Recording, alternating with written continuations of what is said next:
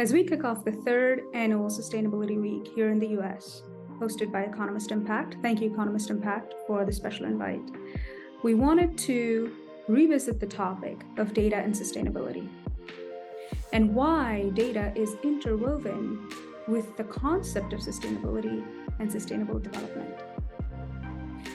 I wanted to give two very simple examples that stick to the basics. Number one, when we think about governments, regulators, policymakers, they need information to create an equitable community, an equitable society. A lot of the data that they may be using might be outdated, or they may not have access or visibility into the big data that is required to make the right decisions, especially if they're lacking the data on poor, marginalized communities and societies in their regions, in their countries, as well as the global community. Having this information is critical to build an equitable global community and a society that everyone can thrive in. That's why data is important. Number two, let's talk about business.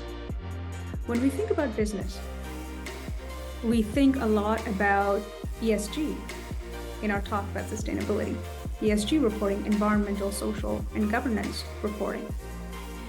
And while we talk a lot about this reporting, the underlying true essence of the reporting is data. For example, when we think about the G in ESG, governance, how many women are on a corporate board? How many women or people of color are on a corporate board?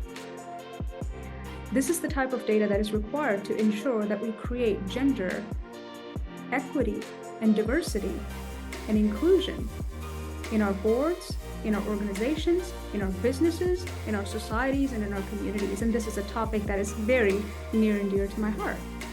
So to track this data, to have this data, but also not just to track and have this data, but to understand this data, to analyze this data, and to act upon the intelligence that is derived from this data is critical when we think about having a sustainable future for our businesses, for our society, for our communities, and for our children and future generations.